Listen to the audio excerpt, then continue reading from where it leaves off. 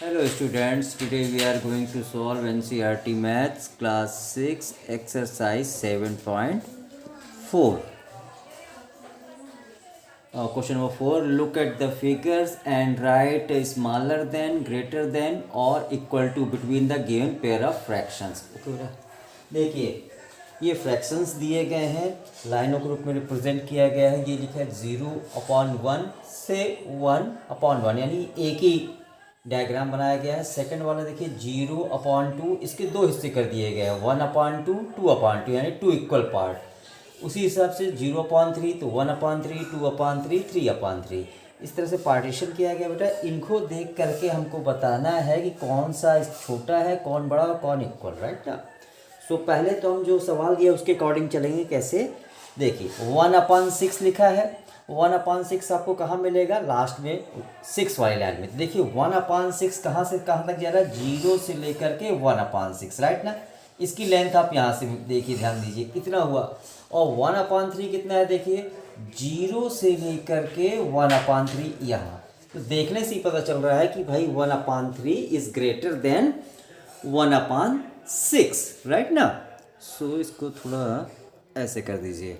सो अब देखिए तो कौन सा बड़ा हो रहा है बेटा, 1/3 ज़्यादा बड़ा दिख रहा है, तो हम किसकी ओर लगाएंगे निशान, लाइक दिस। एक तरीका तो ये है कि हम डायरेक्ट फिगर देख करके जान जाएंगे कौन सा बड़ा है।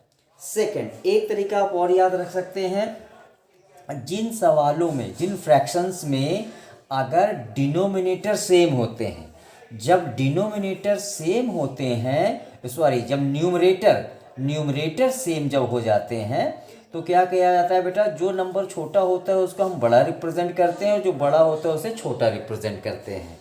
ठीक है ना। एक तरीका ये हुआ। भाई यहाँ पे क्या है, न्यूमरेटर सेम है, जब न्यूमरेटर सेम होगा तो उल्टा मानिए, 3 को बड़ा मानेंगे और 6 को छोटा। और डायग्राम को देख के भी हम इस तरह से सवाल कर सकते हैं। बी देखिए, बी में क्या दे रखा है आपके लिए, बी में दे रखा है 3/4, 3/4 हो गया, ये बॉक्स है। और 2/6 देखिए, इसको समझिएगा।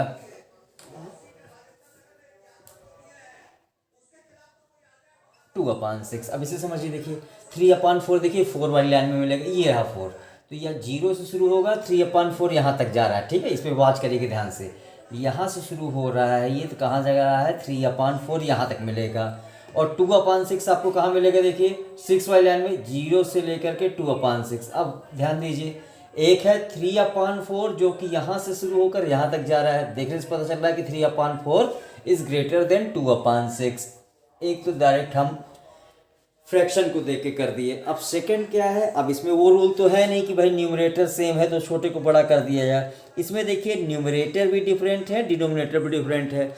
तो दूसरे तरीके से इसको हम कैसे कर सकते हैं, जो नीचे नंबर दिए रहते हैं जिनको हम डिनोमिनेटर कहते हैं, तो उसका आप क्या ले लो बेटा, एलसीएम ले लो। एक ये दूसरा तरीका भी सीख लीजिए, एलसीएम ऑफ 4 and 6, 4 और 6 का आप क्या ले लो, एलसीएम ले लो। सो अब एलसीएम जब आप इसका लेंगे तो देखिए इसका एलसीएम यहाँ शो कर देता हूँ। ये लिखिए आप 4, ये लिख लीजिए आप 6, ठीक है ना। 2 2 जा 4, 2 3 जा 6, 2 1 जा 2, ये 3 नहीं जाएगा, 3 को दोबारा कर देंगे आप, 3 1, ये 1 आ गया, 3 1 जा 3। सो यू गेट 2 × 2 × 3, दिखाई दे रहा है ना। चलिए, तो 3 2 जा 6, 6 2 जा 12, एलसीएम कितना आ गया बेटा आपका, 12। ठीक है, अब इस सवाल को आप दोबारा करके देखिए कि सही हुआ है कि नहीं। 3/4 लिख लीजिए, ये बॉक्स बनाइए, 2/6 लिख दीजिए, एलसीएम आपके पास आ गया 12। अगला नियम ये होता है कि जो एलसीएम है और ये जो डिनोमिनेटर दिया है इनका आपस में डिवाइड करिए। तो 4 का टेबल पढ़ो भाई, 12 आ जाए, तो 4 3 जा 12, यानी डिनोमिनेटर का टेबल पढ़ते हैं एलसीएम फाइंड करने के लिए। जो एलसीएम आया है वो कितनी बार में कटता ही है जानने के लिए। तो 4 3 जा 12 हो गया, 3 आंसर आया। जो आंसर आता है उसका न्यूमरेटर से मल्टीप्लाई कर दो, तो 4 3 जा 12, आंसर तो 3 आ गया, और न्यूमरेटर में 3 लिखा उसमें मल्टीप्लाई करो, 3 3 जा 9, 3 3 जा 9, ये यहाँ पे बॉक्स बना है। अब वही प्रोसेस 6 और 12 में करिए। पहला स्टेप क्या होगा, डिवाइड कर दीजिए। 6 2 जो 12 2 है, 6 2 जो 12 2 है, और 2 2 जो 4। अब देखिए क्या बन गया आपके पास, एक हो गया 9/12 और एक हो गया 4/12। अब देखिए इस बार क्या केस आ गया हमारे पास डिनोमिनेटर इक्वल हो गए। जब डिनोमिनेटर इक्वल होते हैं तो हम उसको ओवरलुक कर सकते हैं, यानी जो नंबर ऊपर आपको बड़ा दिखता है उसे बड़ा मानिए, जो छोटा दिखता है छोटा मानिए। तो 9 जो है 4 से बड़ा है, इट मीन्स 9/12 4/12 से बड़ा हुआ। अब 9/12 बना किससे था, देखिए 3/4 से बना था। 9/12 किससे बना था, 3/4 से। तो 3/4 बड़ा हो गया 2/6 से। ये देखिए जो आंसर बेटा हमने चित्र देख के किया है उसी को हम सॉल्व करके ऐसा कर सकते हैं। ओके ना, I hope you understand this. Now we move to C part. C में आते हैं, ए और बी मिटा देता हूँ।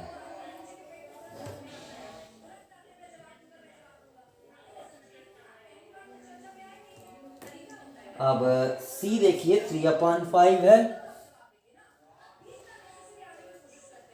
3/5 ये बॉक्स बना दिया, और आ गया आपके पास नहीं 2/3 बेटा, 2/3 सी में लिखा है 2/3। ये बॉक्स बना दीजिए 2/3 के बाद, और 2/4 लिख दीजिए।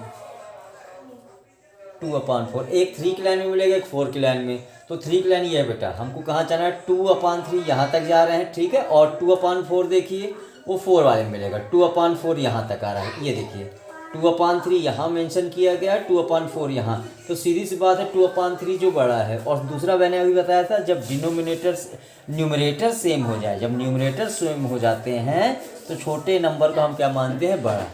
तो 2/3 इज ग्रेटर देन 2/4। डी देखिए, इसका डी पार्ट दिया हुआ है 6/6 3/3, 6/6 और 3/3। अब ये देखिए 6/6 कहाँ तक जा रहा है बेटा, देखिए 6/6 ये 0 से लेकर लास्ट तक, और 3/3 0 से लेकर लास्ट तक। दोनों ही कैसे आ गए, इक्वल आ गए, है ना। 6 में 6 को काटोगे, डिवाइड करोगे तो बेटा 1 आएगा। 3 में 3 का डिवाइड करोगे 1 आएगा। Both are equal, so we put here equal sign, ठीक है ना। अब आते हैं हम इसके लास्ट पार्ट बेटा, ई में। ई देखिए क्या लिखा है, 5/6, ये हो गया 5/6। यहाँ बॉक्स बना लीजिए, और यहाँ बना दीजिए बेटा 5/5, 5/5, ठीक है ना। अब देखिए इसमें फिर क्या हो गया, डिनोमिनेटर इक्वल हो गया, राइट ना।